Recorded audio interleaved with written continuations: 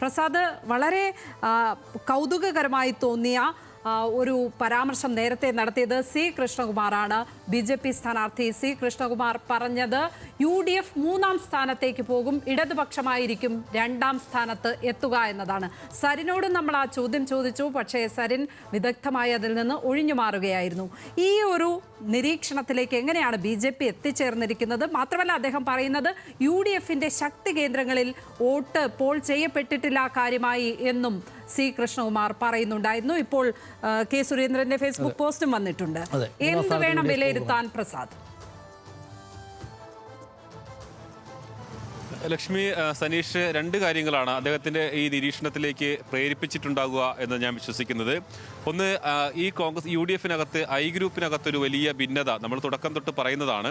ആ ഭിന്നത ഒരുപക്ഷെ അവർ പ്രതീക്ഷിച്ചതുപോലെ അത് അനുകൂലമായി, അതായത് BJP-ക്കും LDF-നും അനുകൂലമായി മാറി എന്നുള്ള ഒരു നിരീക്ഷണത്തിൻ്റെ അടിസ്ഥാനത്തിലായിരിക്കാം ഒരുപക്ഷെ കൃഷ്ണകുമാർ ഇങ്ങനെ പറഞ്ഞിട്ടുണ്ടാകുക. പിരായിരി എന്ന് പറയുന്നത് ഐ ഗ്രൂപ്പിന് വലിയ സ്വാധീനമുള്ള ഒരു മേഖലയാണ്. അതോടൊപ്പം തന്നെ മുൻ DCC പ്രസിഡന്റായിരുന്ന AV ഗോപിനാഥിന് സ്വാധീനമുള്ള ഒരു മേഖലയാണ്. അപ്പോൾ അവിടെ പോളിംഗ് ശതമാനം കുറഞ്ഞു കഴിഞ്ഞാൽ അത് രണ്ടു കൂട്ടർക്കും, അതായത് BJP-ക്കും LDF-നും അത് ഗുണം ചെയ്യും. കാരണം കഴിഞ്ഞ തവണ ശ്രീധരൻ പരാജയപ്പെടാനുള്ള ഒരു പ്രധാനപ്പെട്ട കാരണമെന്ന് പറയുന്നത് ഷാഫി പറമ്പലിന് പിരായിരിയിൽ കിട്ടിയ ഒരു വലിയ ലീഡാണ്.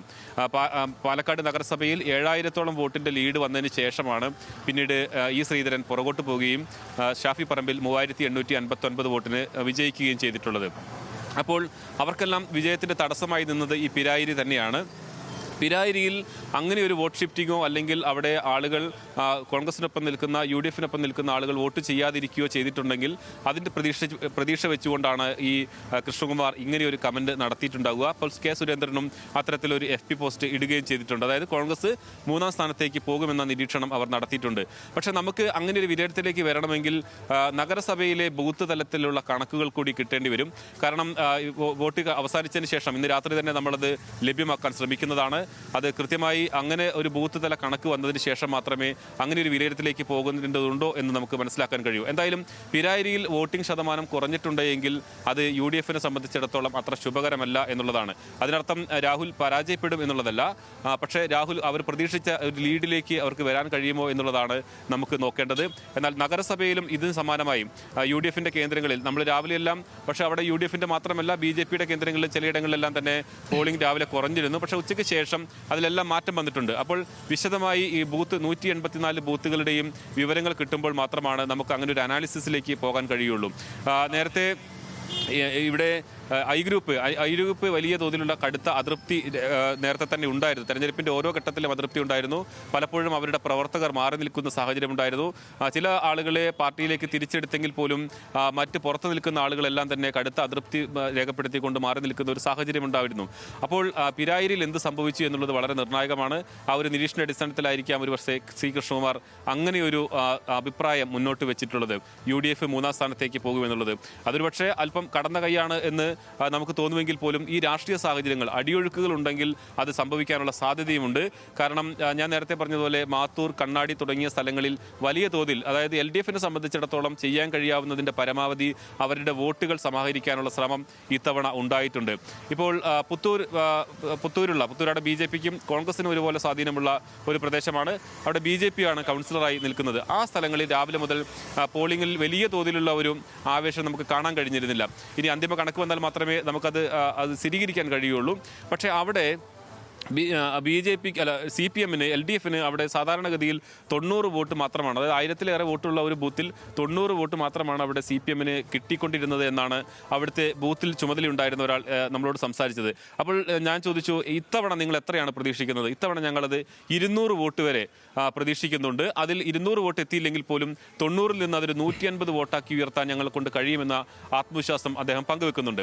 അപ്പോൾ കൽപ്പാത്തി പോലെയുള്ള സ്ഥലങ്ങളിൽ, പുത്തൂര് പോലെയുള്ള സ്ഥലങ്ങളിൽ CPM എമ്മിന് ദുർബലമായി നിൽക്കുന്ന സംഘടനാ സംവിധാനം ദുർബലമായി നിൽക്കുന്ന സ്ഥലങ്ങളിലെല്ലാം അല്പമെങ്കിലും വോട്ട്, ഒരു 10 വോട്ടെങ്കിലും ഉയർത്താൻ കഴിഞ്ഞാൽ അത് അവരെ സംബന്ധിച്ചിടത്തോളം വലിയ നേട്ടമാണ്. അത് വിജയത്തിലേക്ക് പോകുമോ ഇല്ലയോ എന്നെല്ലാം നമുക്ക് ഈ ബൂത്ത് തല കണക്കുകളും വിശകലനത്തിനു ശേഷം മാത്രമേ മനസ്സിലാക്കാൻ കഴിയുള്ളൂ. പക്ഷേ അവർ പ്രതീക്ഷിക്കാതിരുന്ന അല്ലെങ്കിൽ അവർക്ക് കിട്ടാതിരുന്ന പല സ്ഥലങ്ങളിൽ നിന്നും കുറച്ചെങ്കിലും വോട്ട് വീതം ഉയർത്താൻ കഴിയും എന്നുള്ളൊരു പ്രതീക്ഷ അവർ പങ്കുവെക്കുന്നുണ്ട്.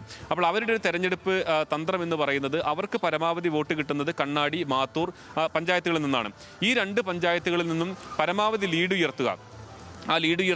പിരായിരിയിൽ അവർ UDF തന്നെ ലീഡ് ചെയ്യുമെന്ന് തന്നെയാണ് BJPയും അതോടൊപ്പം തന്നെ LDFും കരുതുന്നത്. പക്ഷേ ആ ലീഡ് ഇതില്ല. കഴിഞ്ഞ തവണ 6000-ന് മുകളിലാണ് ലീഡ് പോയതെങ്കിൽ അത് ഇത്തവണ 3000-ന് താഴേക്ക് UDFിൻ്റെ ലീഡ് കൊണ്ടുവരിക എന്നൊരു ലക്ഷ്യമാണ്. ആ രീതിയിലുള്ളൊരു പ്രവർത്തനം, അങ്ങനെ ഒരു സ്ട്രാറ്റജിയാണ് അവർ പൊതുവെ LDFും BJPയും സ്വീകരിച്ചിട്ടുള്ളത്. ആ ഒരു സ്ട്രാറ്റജി വിജയിച്ചിട്ടുണ്ടോ എന്നുള്ളത് ഈ ബൂത്ത് തല കണക്കുകൾ വന്നാൽ മാത്രമേ മനസ്സിലാക്കാൻ കഴിയൂ.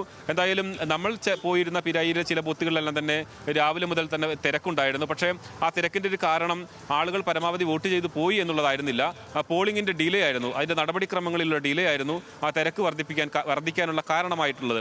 ഇനി അന്തിമ കണക്ക് വന്നാൽ മാത്രമേ ഈ ഒരു വിശകലനത്തിലേക്ക് വരികയുള്ളൂ. C. കൃഷ്ണകുമാറിന് ഉൾപ്പെടെ അദ്ദേഹത്തിന്റെ പാർട്ടി പ്രവർത്തകർ, അവിടെ ബൂത്ത് ചുമതലയുണ്ടായിരുന്ന ആളുകൾ സ്വാഭാവികമായും ആ വിവരം നൽകിയിട്ടുണ്ടാകും. അതിന്റെ അടിസ്ഥാനത്തിലായിരിക്കാം അദ്ദേഹം അങ്ങനെ ഒരു നിരീക്ഷണം നടത്തിയിട്ടുണ്ടാകുക.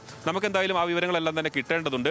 പിരായിരിയിൽ വോട്ട് കുറഞ്ഞാൽ അത് UDF ആ കാര്യത്തിൽ ആശങ്കപ്പെടേണ്ട കാര്യമുണ്ട് എന്നുള്ളത് തന്നെയാണ് നമുക്ക് പറയേണ്ടത്. നഗരസഭയിലും അതുപോലെ തന്നെ UDFിന്റെ പോക്കറ്റുകളിലെല്ലാം എങ്ങനെയാണ് വോട്ടിംഗ് വന്നിട്ടുള്ളത്? ഇപ്പോൾ രാവിലെ 2 രീതിയിൽ നമുക്കൊരു അസസ്മെന്റിലേക്ക് അല്ലെങ്കിൽ ഒരു ട്രെൻഡ് ഉണ്ട് എന്ന് പറയാവുന്ന തരത്തിലേക്ക് ആയിരുന്നില്ല വോട്ടിംഗ് പാറ്റേൺ. കാരണം BJPയുടെ ചില കേന്ദ്രങ്ങളിൽ വലിയ തോതിൽ, മൂത്താന്തറ പോലെയുള്ള സ്ഥലങ്ങളിൽ വലിയ തോതിലുള്ള വോട്ടിംഗ് നടക്കുകയും എന്നാൽ ചില സ്ഥലങ്ങളിൽ അല്പം മന്ദഗതിയിലാവുകയും ചെയ്തിരുന്നു. പക്ഷേ ഉച്ചയ്ക്ക് ശേഷം അവിടങ്ങളിലെല്ലാം വോട്ട് വർദ്ധിച്ച സാഹചര്യമുണ്ട്. UDFിനും അതുപോലെ തന്നെയാണ്. UDFിന്റെ ചില കേന്ദ്രങ്ങളിൽ വലിയ തോതിൽ വോട്ട് രാവിലെ ഉണ്ടാകുകയും എന്നാൽ പിന്നീട് മറ്റു കേന്ദ്രങ്ങളിൽ ഉണ്ടായിരുന്ന മന്ദത പിന്നീട് ഉച്ചയ്ക്ക് ശേഷം അത് മാറുകയും ചെയ്തിട്ടുണ്ട്. അപ്പോൾ അന്തിമ കണക്ക് വരുമ്പോൾ മാത്രമാണ് ആ വിലയിരുത്തൽ, നമുക്ക് അങ്ങനെ ഒരു വിലയിരുത്തലിലേക്ക് പോകാൻ കഴിയുള്ളൂ. പിരായിരിയെ സംബന്ധിച്ചിടത്തോളം UDFിന് നിർണായകമാണ്.